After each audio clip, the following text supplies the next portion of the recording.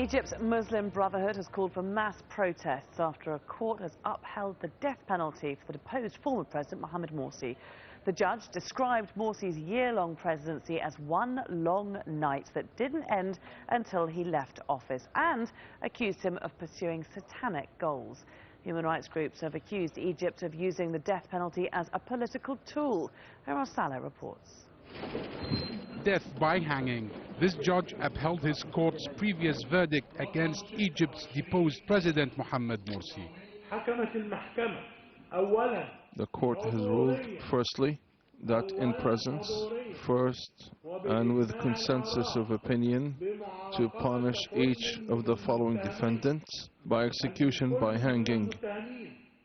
Morsi, along with other top leaders of the Muslim Brotherhood, was sentenced over a mass prison break during Egypt's revolution in 2011. The Muslim Brotherhood says the case is politically motivated. This verdict was a shocking one, decided by the coup regime today, and it's coming from a judiciary who is subservient to the military regime in Egypt. I'm surprised because this case itself has the charges are groundless, and there is no chance for any of the defendants to defend himself. In a separate case, Morsi and senior Muslim Brotherhood members were sentenced to life in prison on charges of spying for Hamas, Hezbollah and Iran. But many in Egypt and abroad question the independence of Egypt's judiciary. Just before reading his verdict, the judge accused Morsi of pursuing satanic goals and demonized the Muslim Brotherhood. Some politicians say the case is a trial of the January revolution in 2011, which toppled Hosni Mubarak. After Morsi's overthrow, Egypt designated the Muslim Brotherhood a terrorist group in 2013. Mass trials and death sentences were handed out to hundreds who support the group. Rights groups, the US and the EU have condemned the sentencing and questioned its credibility. Egypt's President Abdel Fattah al-Sisi says the judiciary is independent and he can't interfere. Egypt is divided. Many still support the Muslim Brotherhood, but many others also back using the iron fist against an outlawed group. Omar Saleh, Al Jazeera. Sahar Aziz is an associate professor at the Texas A&M School of Law. She's also a published author on the Egyptian Revolution and is the president of the Egyptian American Rule of Law Association. Sahar joins us live from Washington, D.C. Great to have you with us. We've just heard a report there. The judge in that court today accusing Mohamed Morsi and the Muslim Brotherhood of pursuing satanic goals. I mean, it doesn't sound particularly independent, does it? Well, the judges have a lot of pressure on them from the executive, particularly at the first instance, which is where the prosecutor general has the most influence. So Egyptians have come to terms with the fact that any verdict coming out of the court of first instance is highly influenced by the executive branch. The big question is, will this be reversed on appeal when it goes to the highest court of cassation? And there are many Egyptians who think that this is really just a political theater where Sisi is trying to send a message to both the Brotherhood and all dissidents that if you oppose me, you may face the death sentence, the most extreme sentence.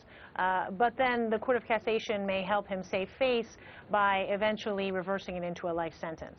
Why do you think the appeals court is likely to reverse it, whereas this court hasn't? There's a few reasons, including that the courts, the judges at the highest courts are much more sophisticated, less vulnerable to being politically pressured because they're at the peak of their careers. The court itself has a reputation for relatively more independence.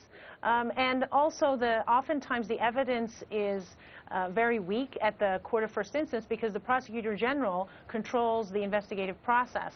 And so the Court of Appeals often finds not enough evidence or there's procedural problems. And again, if they confirm this ruling, they are going to make Morsi a political martyr that will be in the history books of political Islamists and extremist groups for centuries, which would be completely counterproductive to Egypt's interest and global interests. Well, I find it really interesting you mentioned global interest there, that we haven't heard a massive outcry from countries around the world. As far as I can see, it's only Turkey that's come and spoken out against this ruling. This has truly been disappointing. I think what's happening is America and Western countries are allowing Sisi to run roughshod against civil rights and civil liberties of secular youth activists, of civil society, including the Center for International Human Rights in Egypt, because they want his cooperation on counterterrorism. They want him to support the Saudi attack on Yemen, the attacks on ISIS, and their broader counterterrorism in the region. And so they are essentially selling democracy short and human rights in Egypt and other Middle East countries so that they can impose their, I think, imperialistic counterterrorism agenda in the Middle East. And the biggest losers are individuals, and particularly Egyptians, who just want a safe, democratic country that serves its people, not dictators and not corrupt elites. Sahar Aziz, great to get your views. Thanks very much for joining us there from Washington.